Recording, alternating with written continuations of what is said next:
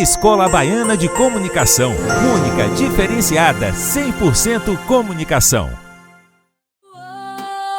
Vai começar, a Comitete vai te animar.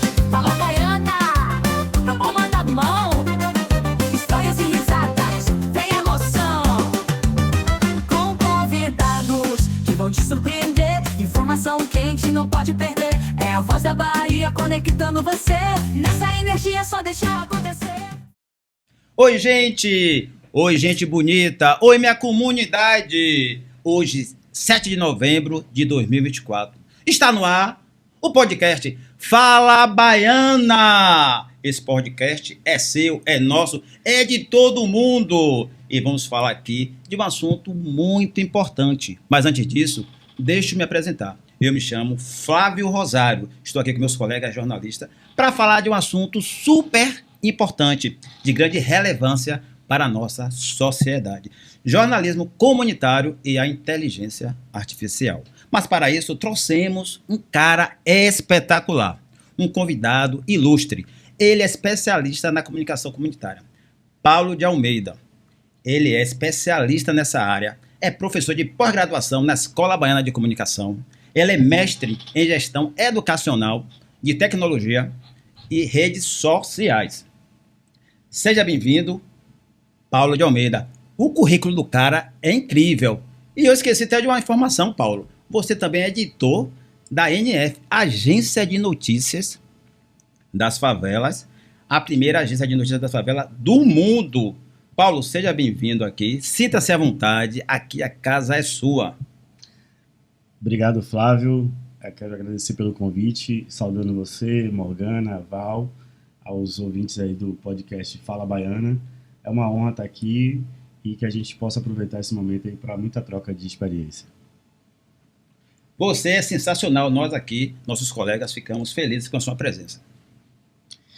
Oi, gente, boa noite. Meu nome é Morgana Montalvão, eu sou jornalista. E é uma honra estar aqui com vocês, com Paulo de Almeida, com meus colegas, com Flávio, com Val. Eu espero que vocês aproveitem bastante o nosso podcast. Olá, boa noite. Eu estou aqui com a equipe do Fala Baiana, com meus colegas Flávio e Morgana, com essa presença ilustre, esse ícone do jornalismo comunitário, Paulo de Almeida. Ele sabe muito, vocês vão ficar encantados com tantas informações excelentes, maravilhosas, com as ações importantes que ele faz para a comunidade. Paulo é referência no assunto. A Paulo é sensacional.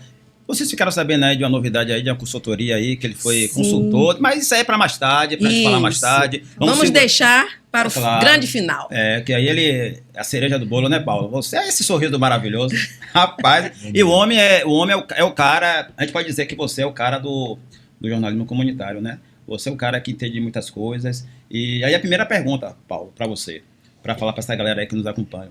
Paulo, o que é de fato o jornalismo comunitário? Então, Fábio, pode até parecer uma resposta simples, mas é muito complexa falar do jornalismo comunitário, né?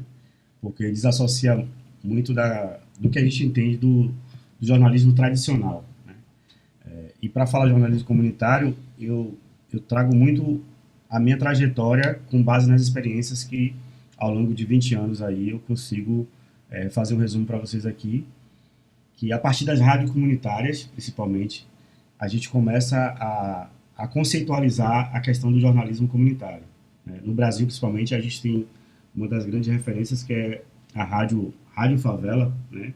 Que foi uma das primeiras rádios comunitárias do Brasil, em Minas Gerais, que inclusive virou documentário, filmes. A maioria das faculdades de comunicação sempre exibem esse documentário da década de 80, e isso se torna um norte para os comunicadores populares, né? Mais propriamente chamando assim, essa linha do jornalismo comunitário, que vem muito dessa base da periferia, do jornalismo independente, porque a gente entende que existe um jornalismo tradicional no sentido das mídias hegemônicas, porque tem uma linha editorial empresarial, né? Então, as empresas de comunicação, elas são pautadas a partir do seu patrão, né? Da empresa. Então, elas têm uma linha editorial para seguir. diferentemente do jornalismo independente, do jornalismo popular, do jornalismo periférico, do jornalismo comunitário. Porque a gente entende também que existe a periferia rural e a periferia urbana. Não existe uma única periferia, né? Não existe um único jornalismo comunitário. Até porque cada periferia tem a sua particularidade. No bairro da Paz, especificamente onde eu moro, as nossas principais referências de comunicação comunitária, de jornalismo comunitário, surgem através da rádio comunitária. Mas a gente tem experiências de outros lugares que foram através da TV comunitária, do carro de som, do jornal impresso, do megafone. Então, essas experiências, elas englobam justamente esse universo do jornalismo comunitário. O que é comum é que existe uma pauta desse jornalismo que é justamente dar a visibilidade para essa comunidade, para esse território periférico. Então, o jornalismo comunitário ele tem um diferencial, que é dar visibilidade, não é dar voz, porque todos nós temos voz, né? Mas oportunizar que Morgana, Flávio, Val possam falar através dos seus olhares, da sua vivência, sobre a sua história. Porque, como diz aí, né? Nada melhor do que nós mesmos para falar sobre nossas histórias. Então, o jornalismo comunitário ele tem essa identidade do pertencimento. Então, assim, eu sempre digo que eu não sou simpatizante da causa, né? Eu sou a causa. Porque eu vivencio isso desde a minha adolescência, a importância de ter o jornalismo comunitário como uma ferramenta de mobilização social também. E é trazendo justamente isso. A referência do bairro da Paz no contexto de Salvador, por exemplo. Que há 40 anos o bairro da Paz era conhecido como o patinho feio da paralela. Para quem conhece Salvador, sabe aonde geograficamente o bairro da Paz está instalado. E hoje a gente identifica o bairro da Paz como um símbolo de resistência na Avenida Paralela. Muito em função dessa ação contínua do jornalismo comunitário. Que muita gente arduamente vem fazendo isso ao longo desses anos. Então, Flávio, como eu disse nisso, parece tão simples, mas é complexo. Porque tem várias nuances dentro desse processo de construção, entende? Ô Paulo, você falou uma coisa aí que me chamou a atenção, achei bastante interessante, é a questão das mídias tradicionais. Eu tenho uma curiosidade, Paulo, você que é um cara da área, por que, Paulo, essas mídias tradicionais, quando mostra moradores das comunidades periféricas de Salvador, só mostra por um lado negativo? Será que nas comunidades, Paulão, só tem pessoas negativas, só tem coisas ruins, só é sangue, morte, tragédia? Aí eu te pergunto, o jornalismo comunitário vem também para mudar isso? Com certeza, Flávio. A gente fala muito que o jornalismo comunitário ele trabalha numa contranarrativa, né? Essa narrativa da imprensa padrão, direcionada pelo mercado, do sensacionalismo, né, faz com que crie e alimente um estereótipo da periferia, que naquele território você não tem coisas positivas para serem mostradas. Porque, infelizmente, existe um ibope, existe uma audiência por trás disso, existe um mercado por trás disso, né, que faz com que esse estereótipo venha sendo cada vez mais alimentado por esses tipos de jornalismo. E que o jornalismo comunitário ele cria uma ferramenta que é o revide.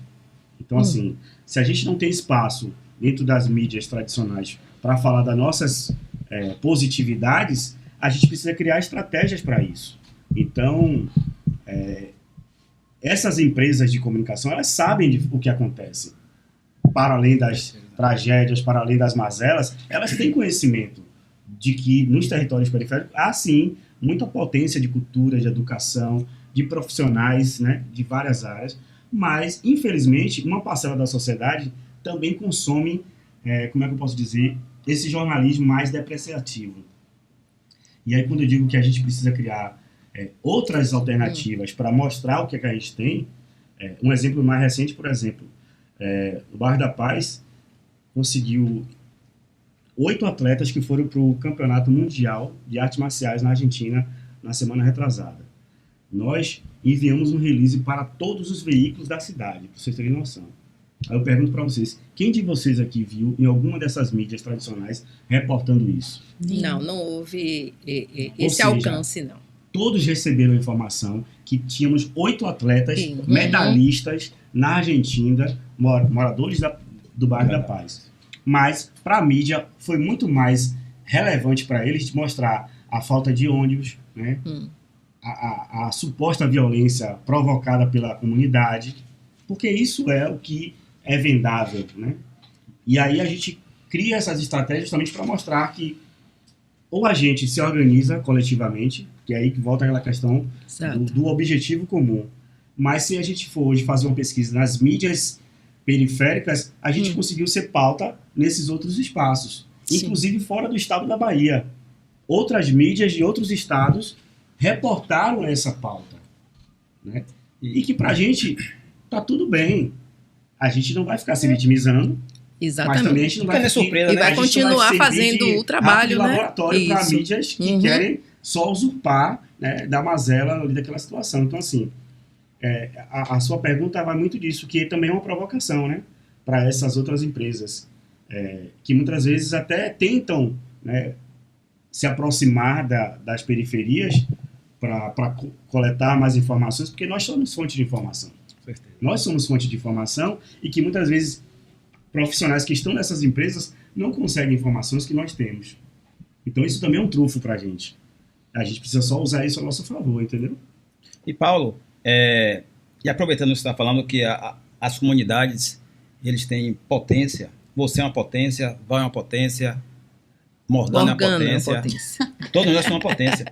E você, Paulo, eu não tenho como segurar essa informação, eu tenho que falar aqui agora, logo no início do programa, porque você acabou de ganhar um prêmio de consultor da Unesco.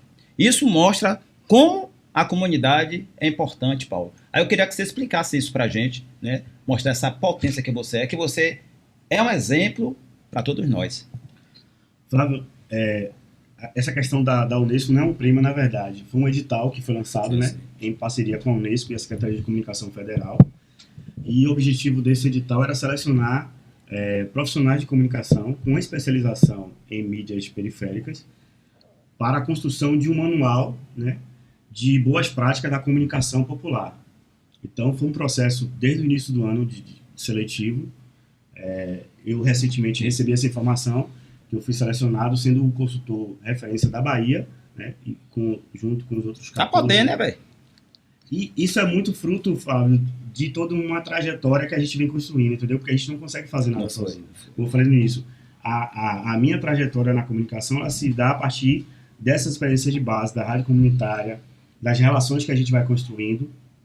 Então, eu digo muito assim, eu sou um operário social da comunicação, porque eu tento utilizar a minha experiência de vida dentro daquilo que eu escolhi como profissão, porque eu me formei em jornalismo por opção, por vontade, a partir daquelas primeiras iniciativas lá, no final da minha adolescência, na curiosidade de estar ouvindo a Rádio Poste e querer entender como é que funcionava aquele processo, e alguém me convidou, veio para cá, aqui você também pode ter uma oportunidade de né, colocar em prática isso. Então, eu falo que esse resultado de hoje é fruto de 20 anos que a gente vem construindo, porque se apenas a minha, que não é só isso, mas se eu tivesse apenas uma graduação, certamente eu não estaria, né, participando de um processo seletivo tão árduo que foi isso. Não apenas pelo tempo, que é praticamente um ano de processo, mas pegando experiência de muitos outros profissionais, porque a gente tem muita gente que faz isso. Pode não parecer, mas existe muita gente fazendo comunicação comunitária, existe muitos veículos de comunicação comunitária fazendo, e isso é importante porque, a partir dessa experiência agora como consultor, eu vou poder, de alguma forma, contribuir para trazer essas experiências que até então não têm uma visibilidade para um documento, porque isso vai ser constituído num manual de boas práticas da comunicação popular periférica e independente do Brasil. Isso mostra o quão importante é sua atuação na comunidade, como você traz isso, como você apresenta, como você representa. Então, assim, dentro da comunidade tem pessoas de gabarito como você. Então, as pessoas precisam conhecer, Certeza. a sociedade precisa conhecer, e não desmistificar dizendo que aquele lugar não tem pessoas com capacidade, só tem a violência, só tem mal-estar, só tem pessoas, né, com a situação de vulnerabilidade. Mas tem pessoas ali dentro que são muito importantes, e isso aí que tem que ser quebrado. Com certeza. Sim, com certeza. Isso também mexe com a questão da autoestima das pessoas. Né? Exatamente. Porque você mora em um local onde a todo momento você vê sendo publicizado coisas ruins naquele lugar, a autoestima das pessoas, não tem como você ter um respiro disso. Isso. Então, quando a gente pensa em criar estratégias de comunicação para dar ênfase a essas coisas, justamente para mostrar para as pessoas que é possível. A gente tem muitas dificuldades, não é fácil trabalhar de uma forma autônoma e independente, né? E isso eu falo porque vocês também vivenciam isso, né? Flávio, por exemplo, participou junto com mais 24 comunicadores de Salvador, do curso de formação da RAC, e ele percebeu como que é difícil você fazer uma mídia periférica, né? Sem recursos, sem apoio, com estrutura precária, mas com uma intenção de fazer a diferença. Exato. Porque mais do mesmo não vai adiantar. Então, eu acho que o que você traz é muito isso.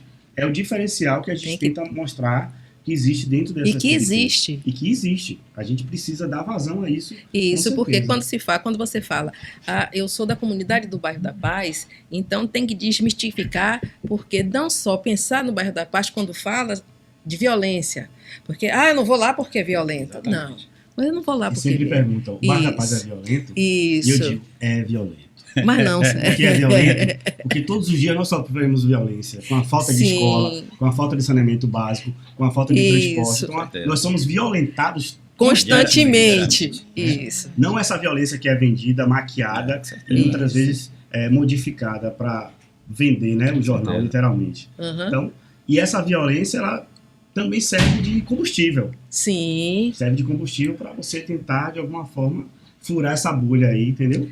E só complementando o que o Val falou, você acaba virando uma inspiração para outros jovens. Pô, velho, você igual, né, Morgana? Referência. Você igual a Paulo, não é isso, Morgana? Paulo, é o seguinte, eu moro na Cidade Baixa, né? Eu sou Itapajipana. E Já tem um vi. bairro, pois é, eu vou puxar a sardinha pro meu lado. Apesar de eu morar na Boa Viagem, tem um bairro que todo mundo aqui conhece em Salvador, chamado Alagados, né? Tive Alagados. Uhum. E todo mundo sabe a história de Alagados, um lugar extremamente marginalizado, né? Alagados tinha as antigas palafitas, né? E que demorou muito para ser urbanizado. E hoje, Alagados é conhecida em Salvador por ser um polo de turismo, né? Porque tem a Igreja João Paulo II. Para quem não sabe, a Igreja João Paulo II é o único lugar no planeta Terra, aqui em Salvador, onde 3 santos pisaram, que é Santa Lúcia dos Pobres, São Paulo João, Papa João Paulo II, desculpa, e Madre Teresa de Calcutá, né? E hoje, Alagados, além disso, eles têm o Centro Cultural Alagados, que é um centro conhecido no Brasil inteiro, né? Por fomentar cultura, diversão, empreendedorismo. Né? E, assim, é importante isso que você falou, porque, assim, a gente que é jornalista, essa mídia mainstream, né, que a gente pode dizer assim, ela quer vender isso. Programas policialescos, todo dia você liga, você vê isso. É tiro não sei aonde, é tiro não sei o quê, né?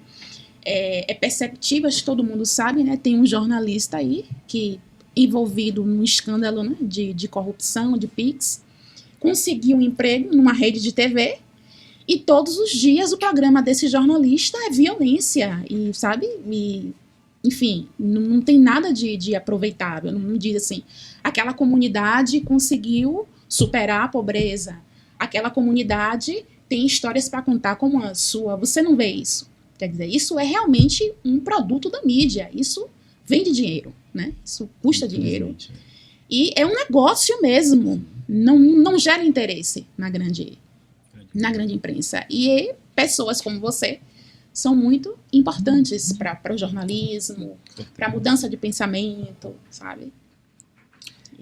Paulo vem na contramão. Exatamente, na contramão. E o que é lamentável disso, Morgana, é porque, infelizmente, esse tipo de programas, você tem incentivo fiscal de empresas, verbas públicas que financiam esse tipo de programa. Mas para a mídia popular independente, você não consegue ter esse tipo de acesso a esses recursos. Isso que é o mais lamentável, porque isso vem numa outra discussão, que é a democratização dos recursos públicos para a comunicação. Que para você acessar um recurso desse é uma dificuldade tremenda. A gente que trabalha com projeto social sabe quanto é difícil você pensar, elaborar um projeto. E colocar um projeto em ação, né? Escrever um projeto e ficar naquela expectativa. Será que meu projeto vai ser olhado com a sensibilidade que eu gostaria para que um recurso chegue e eu consiga desenvolver tal ação? Então, todo esse processo já deixa a gente também numa angústia muito grande, Uhum. diferentemente desses programas que você citou, que existem verbas já destinadas para Isso. determinadas empresas, porque se você pegar hoje na nossa cidade, principalmente, as 5 maiores empresas de comunicação detêm todo tipo de comunicação, de publicidade, né, dentro dos seus telejornais, de merchandising, de publicidade, de propaganda. E o bolo, a gente nunca consegue pegar uma fatia inteira, é sempre pedaço, é sempre farelos, porque existe também essa dificuldade. Então, que para fazer comunicação, que é um trabalho, a gente não vive de luz, né? A gente precisa trabalhar, e a gente faz, isso é um trabalho. Então, eu sempre digo, o jornalismo comunitário também é um jornalismo profissional, porque é feito primeiro por pessoas que têm um pensamento, né, de diferenciado, que são profissionais, Exato. que tentam se qualificar, porque o que a gente tem feito cada dia mais é se qualificar. A gente busca cada vez mais conhecimento para melhorar o que a gente faz, Uhum. para apresentar uma qualidade, para que as pessoas que estão no nosso entorno também percebam Uhum. a importância dessa mídia, né, para as periferias. E a ideia não é ser uma referência, ser um exemplo, mas é criar algum incômodo nisso para despertar nas outras pessoas também essa possibilidade de... porque a gente sabe, o programa que você citou, ele é comandado por um homem branco. Sim, Né? Sim, Você ainda Isso tem uma diz questão- muito. Você ainda tem uma questão racial em cima disso. Então, são várias nuances, né? Então, são várias situações estruturais Uhum. onde a gente está sempre na desvantagem, Com certeza. né? De acesso, de infraestrutura, de geografia, de recursos. E para você fazer o jornalismo comunitário, uma comunicação de base, você tem que mostrar 10 vezes mais que o que você faz é de relevância. Mas não é mostrar para o seu entorno, porque quem está com você sabe a importância disso. Porque Flávio, no veículo de comunicação dele, ele se torna uma referência de informação, Exato. de credibilidade. E é isso que a gente sempre pauta, a credibilidade no que a gente faz. Porque as outras mídias, as mídias tradicionais, elas não têm responsabilidade nenhuma com a sociedade. E com a periferia, muito menos. Porque os repórteres vão lá, fazem as suas pautas e vão embora. A gente continua dentro da comunidade, porque a gente vive Que é o isso. trabalho contínuo, né, Então, Paulo? a nossa vida, ela está Uhum. intrínseca na nossa profissão. Entende? Então, assim, quando eu digo que eu escolhi fazer jornalismo, foi pensando nessa possibilidade também de contribuir com essa mobilização que já existia. E isso vem se perdurando, né? A gente vai vivenciando, a gente vai trocando muita informação, porque, como eu falei, existem muitas experiências de jornalismo comunitário exitosas que servem de referência para a gente, né? O que Flávio está fazendo ali, o que Morgana faz aqui, o que Val faz ali, eu posso copiar mesmo e trazer para a minha realidade. Com certeza. Porque a gente sempre fala que dentro do jornalismo comunitário não existe a briga da concorrência que as mídias hegemônicas fazem. Porque todo dia você vê, o meu programa está em primeiro lugar, o meu Isso. programa está em primeiro lugar, o meu programa... Essa briga de audiência, ela perde a essência do que é o jornalismo, o que é a comunicação. Para a gente que fez jornalismo, sabe, no primeiro semestre, qual era as nossas disciplinas para pautar o jornalismo, né? Primeiro livro é a ética do jornalismo, exatamente. para você esmiuçar aquilo ali, entender qual o seu papel social dentro da sua profissão. Então, essa guerra de audiência, essa guerra por Ibope, não é pauta pra gente. A gente está brigando por outras coisas. A gente está brigando pela sobrevivência todos os dias. Não, é uma Verdade. coisa horrorosa isso que você falou, porque toda hora, quem tá na frente é X, é Y, é uma coisa absurda. Quero aproveitar aqui um momento e mandar um abraço para a galera aí da Escola Baiana de Comunicação, que nos cedeu esse estúdio, né? Então, ficamos felizes aí, Paulo, por essa estrutura maravilhosa e que a gente está aqui cada vez mais aprendendo mais com a escola, com vocês todos. Obrigado, gente! E a escola é barril. E a Escola Baiana de Comunicação também entra nesse processo de referência. De fazer Exatamente. diferente.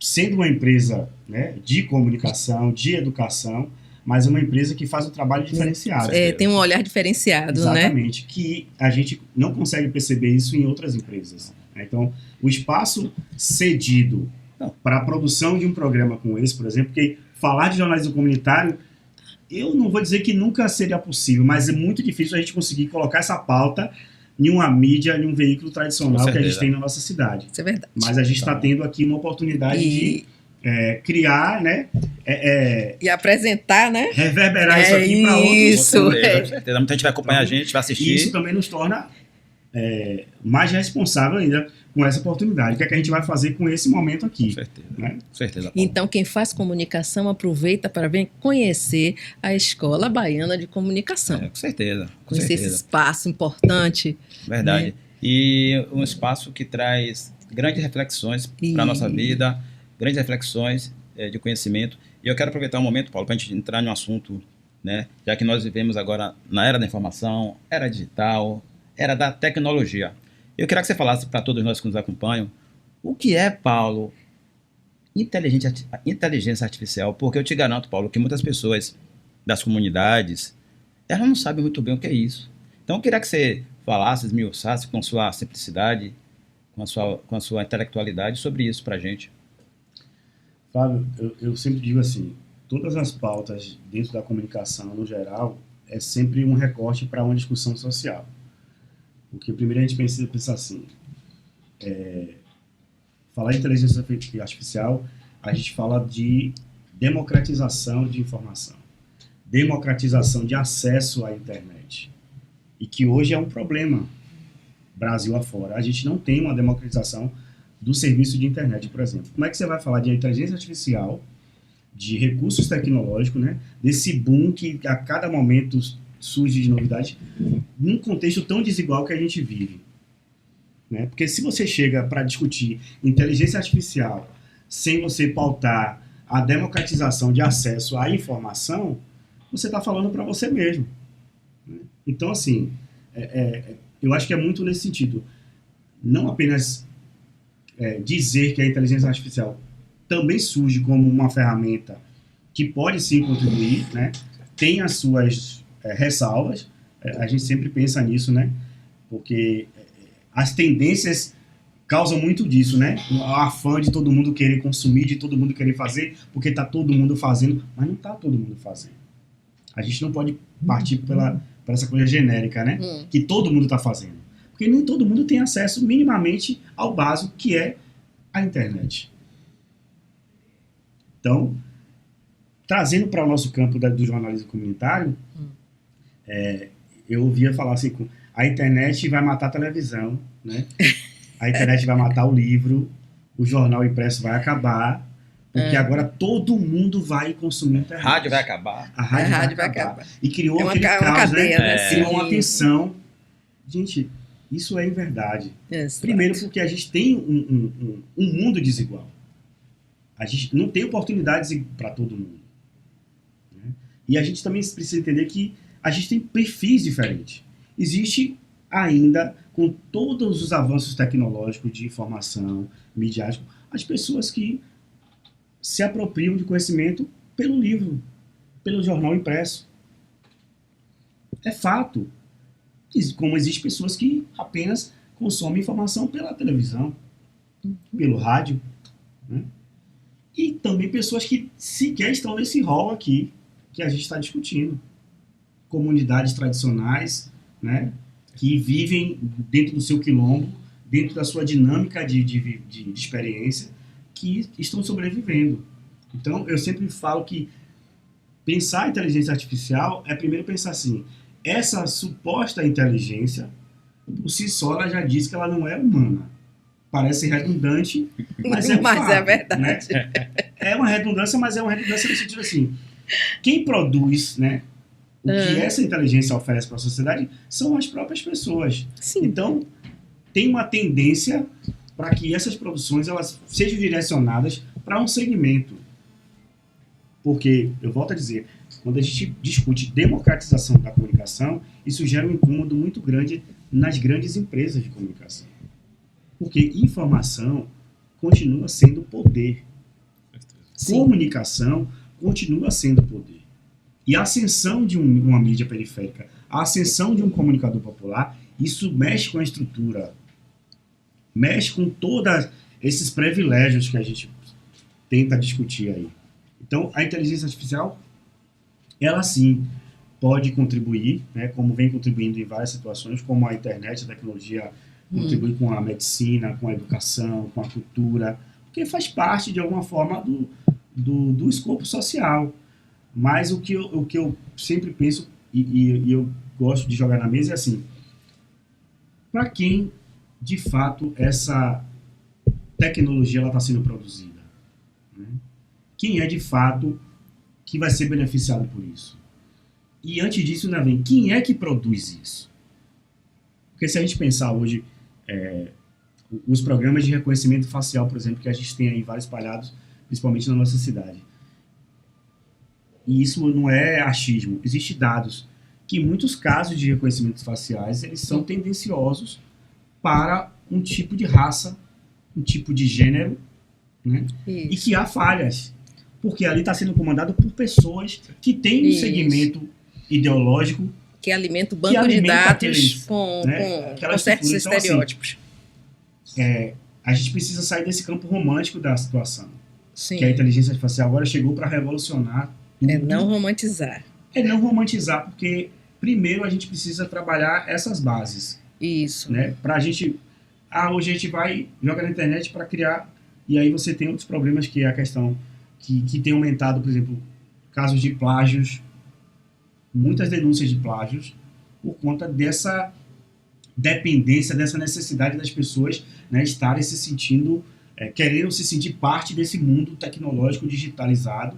E a gente tem percebido isso, né? Joga no chat, joga não sei o quê, que você tem um material pronto e, na verdade, você está perdendo a essência da construção da criatividade. É uma visão que eu trago, eu digo que isso é um conceito para ser seguido, mas dentro do que eu convivo, dentro do que eu tenho ouvido, dentro das experiências que eu tenho percebido, a inteligência artificial, ela tem sim uma relevância, né? Tem uma importância, mas ao mesmo tempo ainda há muita coisa para ser discutida, ainda há muita coisa para ser observada antes de a gente dizer isso aqui vai mudar a sociedade. E na sua opinião, Paulo, como é que a inteligência artificial ela pode potencializar e reverberar assuntos de relevância dentro do jornalismo comunitário? Morgana, eu acredito que assim, pegando a partir do que a gente conversou, quem está por trás dessas produções? Né? Porque se você, Morgana, tem a responsabilidade de produzir algo para a sua comunidade de Alagados, você vai ter um olhar diferenciado para essa produção. Se eu, que não moro lá, tenho essa incumbência de fazer algo, o meu olhar vai ser diferenciado. E que eu vou deixar passar coisas relevantes de fato para aquela comunidade. Então eu vou muito pelaquela questão de quem está por trás dessa produção. Né? Como que a gente constrói informações para alimentar essa inteligência, porque elas são alimentadas através das nossas produções. Entende? E aí volta aquela questão. Para quem a gente está querendo apresentar isso? A quem irá servir isso? Quem serão os beneficiados disso, na verdade? Porque até então o que a gente tem visto é muitas vendas de produtos da inteligência artificial. Produtos de diversas ordens que a gente pode ver. E que não está acessível. Não é uma inteligência acessível. Porque as pessoas hoje têm uma questão de falar de inteligência artificial como se você estivesse falando de saúde pública, de educação básica. E não é isso. É muito complexo. Mas não é por ser complexo que a gente não tem que falar. Mas eu acho que, voltando a isso, o cuidado, principalmente, em quem está responsável pelas essas produções. Para qual será a finalidade disso? Porque, infelizmente, com o advento da tecnologia da internet, a gente vem percebendo o quão a sociedade ela teve alguns prejuízos e que custaram vida de pessoas. E aí a gente entra por uma outra vertente, que é a propagação das notícias falsas, né? Que, por conta da tecnologia da internet, tomou-se uma proporção inimaginável, né? Quase que, de fato, fugindo dos nossos controles humanos. Mas tudo isso produzido por humanos. Né? Os robôs que a gente sabe que está aí a todo instante fazendo coisas, elas são alimentados por essas cabeças pensantes aí, né? Então, é muito nessa linha, entendeu? Agora, dentro desse contexto, né, da inteligência artificial, você, da agência ANF, vocês buscam trabalhar com essa ferramenta que beneficia a comunidade? Vocês já estão pensando em algum tipo de programa, algum tipo de benefício que essa ferramenta possa favorecer no seu trabalho para a comunidade? Val, fazendo só uma contextualização, a Agência de Notícias Favelas, ela trabalha prioritariamente com pautas das periferias, né? Entendendo isso, inclusive, a dificuldade de pessoas que moram na periferia de ter acesso a esse tipo de informação. Não se distanciando dessa realidade que está aqui batendo na nossa porta. Porque a gente trabalha com tecnologia, né? Seja do jornal impresso às redes sociais, a tecnologia está no nosso norte de trabalho. Ao mesmo tempo que a gente não tem um trabalho tão afinco, direcionado para a inteligência artificial, as pessoas, os profissionais que fazem parte dessa rede, de alguma forma, eles estão começando a entender também que colher essas informações podem contribuir de alguma forma nas suas produções. Mas isso não é uma diretriz, né, que a gente está colocando como uma linha editorial. Mas sim, está no radar, né? Inclusive a gente tem pessoas participando de cursos, de formações, né, dentro da área de comunicação, tratando sobre essa questão da inteligência artificial, da tecnologia em si. Então, isso também vai de uma iniciativa do profissional, das pessoas, né, que querem melhorar também o seu trabalho. Porque é aquela coisa, você se apropria do conhecimento e você vai ver como é que você vai colocar esse conhecimento em prática, né? Então, a agência, ela fomenta, né, ela provoca que essa discussão entre no radar das nossas pautas, mas ainda não é um fator primordial para nossas produções, por exemplo. Entendendo muito desse contexto do que a gente trabalha, porque, como eu falei, a gente pauta muito a questão da democratização da comunicação. Sim. E se a gente vai falar, a gente está falando de comunidades tradicionais, comunidades periféricas, que existem dificuldades minimamente de acessar um site que tem uma informação através das redes digitais, e você produz incansavelmente matéria sobre uma inteligência artificial que sequer faz parte dessa roda de conversa desse público, né? Então, assim, para quem a gente está conversando, para quem a gente está produzindo coisas, né? De fato, é entender que público é esse, né? E isso já é um diagnóstico que a gente vem atualizando há vários momentos. A gente tem um público muito diversificado, né? De pessoas que estão na linha da pobreza, né? E pessoas que, com seus privilégios, né, que parece que esse público aqui, essas pessoas aqui não existem. Então a gente consegue identificar que a sociedade ela tem essa discrepância, né? Então, se você pensa em democratização, você pensa de acessibilidade. Como é que esse público periférico, que tem algumas dificuldades de acessar a informação, vai consumir pautas de inteligência artificial? Então, é uma discussão que está sendo amadurecida, né, que tem várias outras discussões para colocar no meio dessa seara também, que não está distante da nossa, né, organização, vamos dizer assim, entendeu? Entendi. Paulo, chegamos ao fim do nosso podcast. Já acabou? Sério? Já acabou. Fala, Ai, não acredito. Baiana, o papo Você é falou que tão era 3 horas de descontraído, programa. rapaz, mas a direção ali tá apertando ali o horário. Paulo, queremos agradecer a você pela sua presença, por você ter falado coisas maravilhosas, uma linguagem de fácil acesso. Todas as pessoas que estão acompanhando a gente entendem perfeitamente o que você está falando. Nós agradecemos por isso, viu? Parabéns e continue sendo esse cara inspirador para toda a comunidade. Até mais. E um beijo, viu, para você. Um beijo, um Foi cheiro para ótimo. você também, Flávio. Prazer revê-lo, né? Morgana também, Val, a toda a equipe da Escola Baiana de Comunicação, pela referência que tem se tornado dentro do cenário da comunicação, especificamente em Salvador. Agradecer de novo pelo convite. Espero que o que a gente conversou aqui possa, sim, ser útil para outras discussões, né?